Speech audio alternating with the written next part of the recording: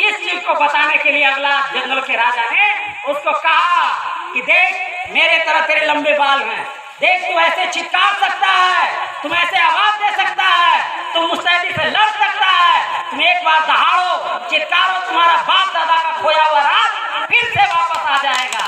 इसलिए वो नन्हा सा शेर जवान हो चुका था, जब अपनी चित्कार लगाया तो पूरा जो हुकूमत कर रहा भेड़ भेड़िया फिर से थर्रा गया और फिर से वो नन्हा राजा और नन्हा सिंह राजा को राज वापसी हुआ। तो आप भी अपना राज वापसी चाहते हैं तो आप अपने नन्हा शेर को तैयार कीजिए और उसे जिगर हिम्मत ताकत आप दीजिए। आप उसे शेर बताइए कि ये विरासत इस भूमि का राजा आप हैं।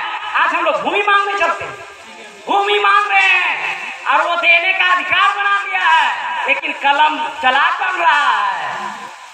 डीएम सीओ कौन है, सीओ कौन है? उसको बोला गया 3 डिसमिल जमीन देना है, 5 डिसमिल जमीन देना, क्यों देगा आपको? क्यों देगा?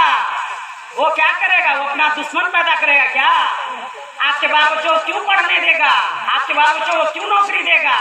उसको क्यों कॉलेज में एडमिशन देगा? वो सब जानता है, इसलिए वो अपना कलम से खेला करते रहता है और आप आपस में लड़ते रहते हैं। यही आपका लड़ना, आपका बंटना, आपका फूट डालना और उसका राज करना। नहीं तो चंद भर लोग आप पर राज नहीं कर सकता है। आपके बाप दादाओं का जब जब इतिहास दहाड़ा है तब तब आपका राज इस देश पे हुआ है। आपको पता है ना, भरत नाम का एक राजा होया करता था, शकुंतला का बेटा होया करता था। तमाम जो लोग बाबा साहेब संविधान क्यों लिखेंगे? आपको पता है कि जब पूरे देश आज़ादी मिल गई तो अंग्रेज के सामने बाबा साहब ने कहा कि हमारे लोग गुलाम हैं, हमें आज़ादी इस तरह का नहीं चाहिए। तो उन्होंने कहा बाबा साहब क्या चाहिए? बोले हमारे लोग के लिए अलग देश दे दीजिए। लेकिन कुछ लोगों ने आपको अलग देश बंटने नहीं दिया और पाकिस्तान की तरह आपका अपना राज्य होता, देश होता, लेकिन बटा नहीं। कारण कुछ लोग साजिश किया इनके साथ और इन्हें धोखा देकर आपको कहा कि साथ रहिए, और साथ रहने के बनिस्बत यही हुआ कि आपके जल जमीन और आसमान तीनों जगह आपकी हिस्सेदारी छीन ली गई। और अभी भी हम लोग सोए हुए, अभी भी हम लोग गुलाम की बात करते हैं, अभी भी हम लोग लड़ने की बात नहीं करते, अभी भी हम लोग उनके अंधविश्वास और पाखंड में गिरे हुए। कब होंगे, कब जागेगा? जब जागे तब सवेरा। आप भाई बहने इतने बड़े संख्या पे आए हैं, आप संकल्प लेकर जाइए और आपने बाल बच्चों को पढ़ाइए। आप इस तरह के कार्यक्रम में जुड़िए और जुड़कर अपनी ताकत का प्रदर्शन कीजिए, तभी आपकी गुलामी रुकेगी। आपको कौन रुकेगा? अकेला जाइएगा तो कौन वीडियो साहब, सीओ साहब, डीएम साहब सुनेगा? कोई नहीं सुनेगा।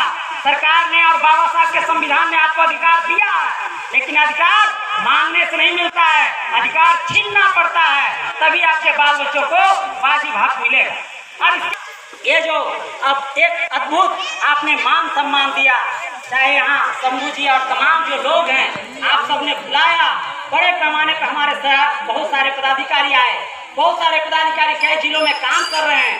और ये जो ताकत मिलेगा, जरूरत पड़ा तो आप बताइए, मुजफ्फरपुर के कई ब्लॉकों में लगभग 300 या 350 लोगों को इन्होंने जमीन दिलाने का काम किया।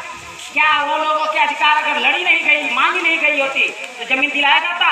मोतिहारी में जिस तरह का वहाँ जिलाध्यक्ष ने जमीन दिलाई, जमीन वो देना नहीं चाहता है। आपको पता है पटना में लगभग 50 से अधिक मोहल्ला को तोड़ दिया गया, उन्हें न घर दिया गया, उन्हें न जमीन दिया गया। बोला आप लोग अतिक्रमण में, आप लोग फाजुल मेरे जमीन पे बस गए और उन्हें बुलडोजर से तोड़ दिया गया। क्यों? और राजा महाराजा का बड़ा बड़ा अपार्टमेंट जो सरकारी जमीन में बना हुआ उसको नहीं तोड़ा। उसको तोड़ने का इधर अभी नेपाली नगर और राजीव नगर के मोहल्ला में बुलडोजर चलाया, हाईकोर्ट बोला गलत है, गलत है। नहीं गलत हो रहा है। और हमारे झोपड़ियाँ तोड़ी जा रही है, हाईकोर्ट को नहीं सूझ रहा है, उसको गलत नहीं लगता।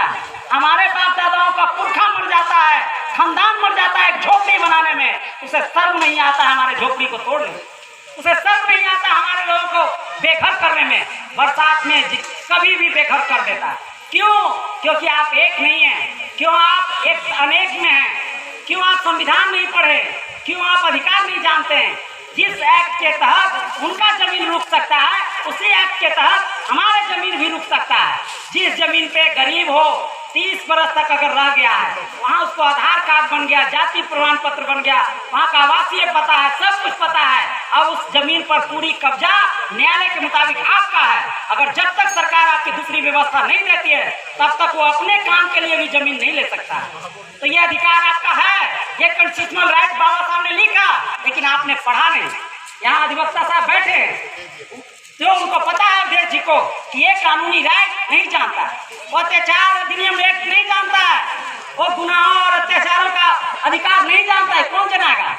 वहाँ जानिएगा, वहाँ पे जहाँ बताया जाता है से ऊपर वो है, सबसे ऊपर कौन? वो।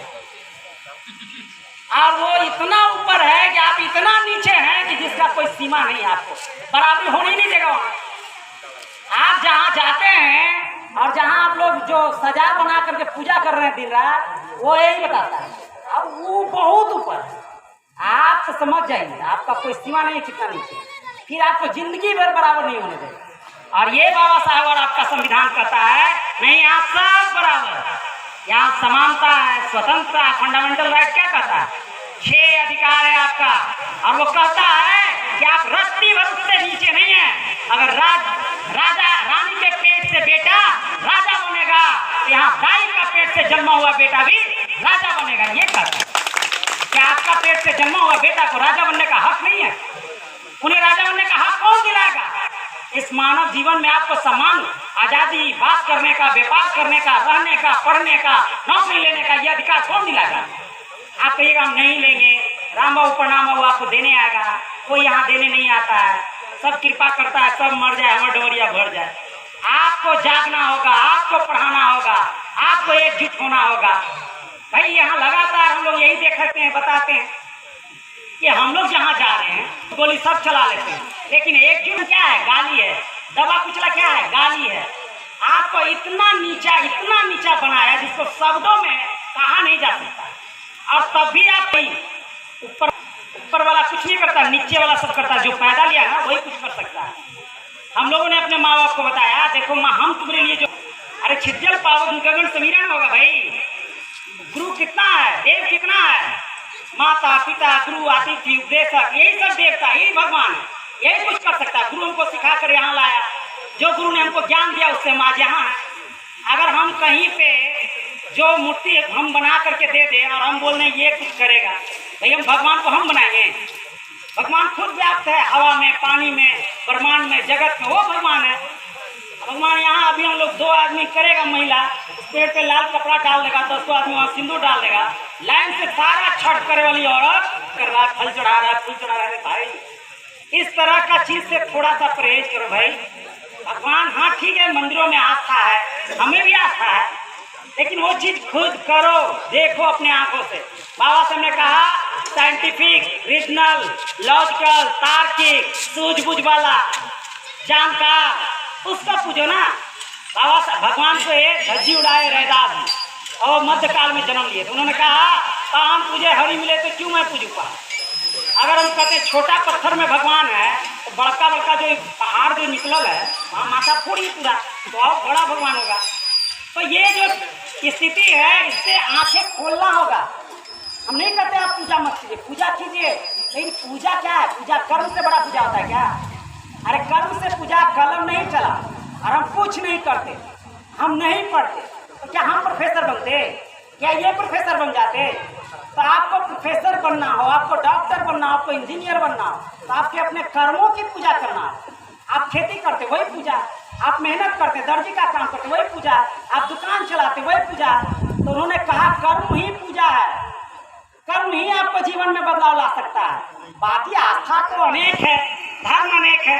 बाबा साहब ने सभी धर्म छोड़ दिया और बौद्ध धर्म धारण किया। क्यों किया? बौद्ध धर्म ही ये कहता है कि वहाँ कोई भगवान नहीं। बुद्ध भगवान भी कहे कि मुझे भगवान मत मानो, मुझे भगवान मत मानो, ऊंचा कुर्सी मत दो, मुझे बराबरी का दर्जा दो, बराबरी का, क्योंकि वो सबको बराबर का अधिकार दे।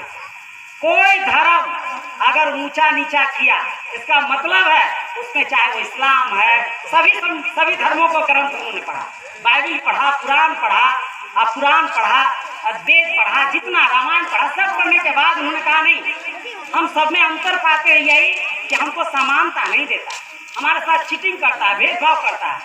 आप कर्म धर्म से बड़ा कोई भगवान नहीं है, ईमानदारी और ऑनेस्टी से बड़ा, सच्चाई से बड़ा कोई भगवान नहीं है। भगवान है तो आप में है। कबीर कहते हैं, मोह को कहाँ ढूंढे रे बंदे, मैं तो तेरे पास में, ना मैं देवल ना मैं मस्जिद ना काबू कैलाश में, खोजी हुई है तुरंत मिली है पल भर के तलाश। भगवान आपके अंदर है, भगवान मेरे अंदर है, भगवान एक एक आत्मा में है, सभी बच्चा और बूढ़ा सब में है। और उसको क्या करता बड़का, उससे काम लेता है। आप पढ़िएगा घीसू कहानी, घीसू जो उनका मारते मारते मार दिया। आप पढ़िएगा पूछ के रात, आप पढ़िएगा पंच परमेश्वर, आप पढ़िएगा प्रेमचंद का दानव। क्या पढ़िएगा तो आपको पता चलेगा कि क्या भगवान है और क्या कर रहा है। आपको कहे वो जो हम लोग को पुरातन अंग्रेज कितने नियमों को तो उन लोगों ने बचाया, जिससे हम लोग अभी आज मानते हैं। जो अंग्रेजों ने छुट्टी किया, नहीं तो अभी क्या होता हमारे बहन बेटियों को, बाबा साहब ने उसको छुट्टी किया, नहीं तो क्या होता, क्या होता हमारे बहनों को जिंदा चीता पे वोट देने का अधिकार नहीं था, बराबर वेतन नहीं पा सकती थी, बराबर छुट्टी नहीं मिल सकता। भेदभाव, इस भेदभाव वाली नीति से हम लोग बहिष्कार करते हैं। हम लोग समानता की नीति में विश्वास करते हैं। हम किसी को बुरा नहीं करते, हम किसी को बुरा नहीं कहते, हम किसी को नुकसान नहीं पहुंचाते, तो फिर हमारे साथ